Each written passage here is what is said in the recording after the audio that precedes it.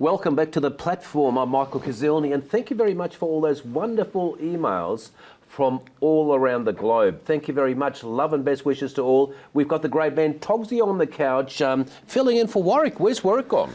Filling in on the big seat. Warwick is on the Gold Coast, sunning himself, again. I believe. He played golf today. He's been pestering me with all these videos of him playing golf because he can't play at all. But yeah, he's been having a good time up there. In fact, he actually sent us a message, and I think we should probably look at it. Warwick Kepper coming in from the Gold Coast. Commonwealth Ambassador Warwick Kepper is here, and the Platform King and the Platform Guru. The shame's actually revolved around me yesterday. Been going 6 weeks. Let's hope it goes 72. Toggsy, get out of my chair, mate. Had enough of that. Get out of the King's chair. You've heard of King Wally? No, you haven't. You've heard of King Warwick Kepper, though. He goes to the opening of an envelope. Look like Rosie Posey. We love it. Sorry I missed the big release party, but never mind. I haven't made you one in about 3 months. We'll do it again. We'll name it after me. This is Warwick Kepper for Warwick Sport and the Platform. Coming to you live to the beautiful Gold Coast Ambassador and Commonwealth Games King, Warwick Kepper. You rip. Toggsy, it looks like he's had some cheap wine in a 3-day growth. I've never seen Kepper with the Tony Montana sort of 3-day growth. Yeah, he's having a lot of fun around the pool, I think, in typical Warwick fashion. He has a lot of holidays, doesn't he? He has a good life. And what have you been up to? Mate, just, well, it's been busy actually, you know. Obviously putting together the show each week is keeping me busy, and the stuff that I do or did in the past is very different to Warwick's. If we're going to play a clip of Warwick right now, he'd probably be urinating in someone's garden or something or getting Botox. But the stuff that I used to do around the world with my web show is very different. So I thought we'd play some of that tonight. Yeah, well, let's have a look. Well, one of the great things about travelling around the world by yourself with just a home video camera and a tripod is you never know who you'll meet, from the streets to cafes. Everyone's got a great story to tell, especially someone like Kamal, someone who sold over 10 million records, had a #1 hit around the world. Listen, please listen, said the elephant.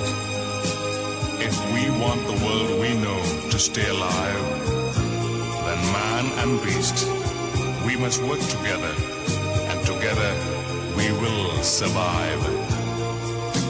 Listen, said the elephant, it is conservation time.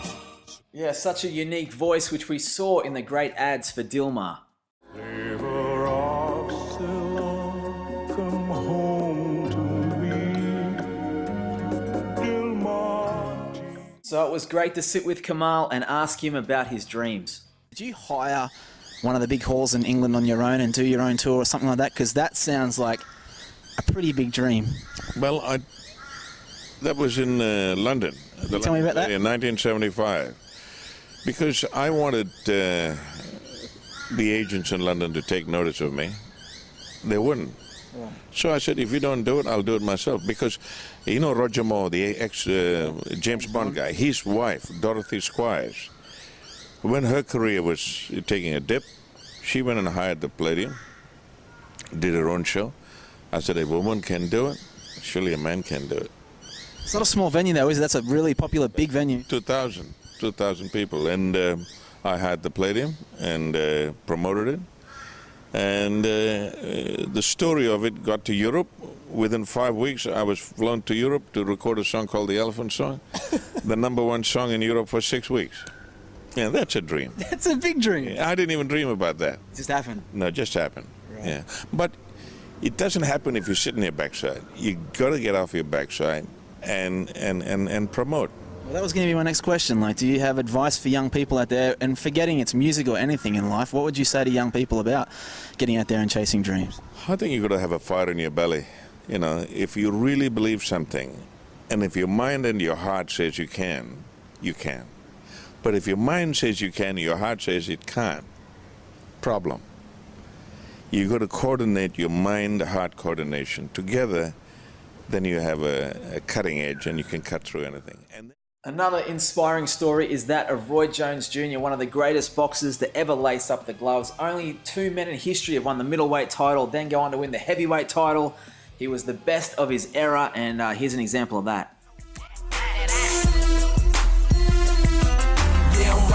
Neighborhood, bumping, flowing on some good. I keep a Glock and got a big block underneath my hood. I'm from Atlanta, old school like some great founder. Right up the street from Florida, Tennessee, and Alabama. I keep it working, keep it. Yeah, he was just such a hero of mine, and I couldn't believe it. I was waiting for a flight to go to New York, and well, this is what happened. All right, so sitting here at LAX, having a bad night because my flight's been delayed, but then one of my all-time heroes walks by, and that is the man I've always wanted to interview actually in boxing, which is Roy Jones Jr. Roy, how you doing? What's up, man? How you doing? I'm good. Where are you flying to? I'm flying back home to Pensacola, Florida. Okay, so now I ask a lot of people, man, about their dreams and stuff. Do you feel like you've lived your dream, or if not, what's the grand plan dream for you? No, I live my dream. Yeah? Over and over again. I mean, I never dreamed of becoming heavyweight champion, and one night I did have a dream as a professional fighter to become heavyweight champion. I did it, so what else could I do? Was it like when you had that fight with John Ruiz, which I watched in Australia, man, that was just unbelievable. Like, was that just something, like what age did that start for you? When you thought, I mean, there's a great scene in the movie Raging Bull where they're talking with Jake LaMotta saying, man, Joe Louis is a heavyweight, you're a middleweight, it's impossible. You proved that possible. Like, Yeah, I definitely proved that possible, and what happened was about 1995 or 96, I just felt like, you know what, if you this good, fight for the heavyweight title. And I started trying to get Holyfield to fight me, but he wouldn't fight me, so I waited till I finally got my opportunity, and I took it. right. And so was boxing something that you were always going to get into? I know your father trained you as a youngster and stuff. Boxing was always my dead love off the top. I just knew I could do it. And you've been in the Matrix? Yeah, I was in the Matrix too. I actually shot down in Australia, yep. Do you think that, like, within, particularly what you've proved, that really anything's possible, right? Anything possible. You should never let nobody give you boundaries. Only God should give you boundaries. Right. Like, if you're talking to young kids out there, and regardless if it's boxing or if it's just life in general, do you just agree that it's just hard work that's got you to where you are? I mean, obviously, you're very talented, but you work hard as well, don't you? Yeah, but off the top, you got to have first faith in God, then faith in yourself.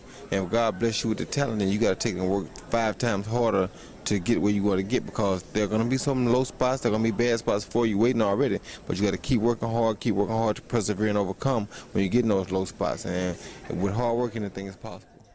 Nice, man. Well, I got to say that to sit here in an airport and have a bad night and then to have one of your heroes walk by is kind of nice. So great to meet you, one of the greatest of all time, and thank you, man. Thank you, and I enjoy it, and thank y'all, Australia, for always supporting me. Peace. Rock on.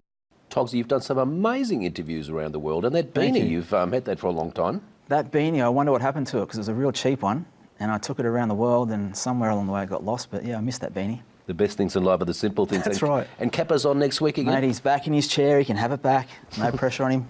Thanks very much for being on the couch, and Thanks, mate. what a great job. And our next special guest, well, maybe our new Lord Mayor of Melbourne. The great man Sam Newman will be joining us very shortly.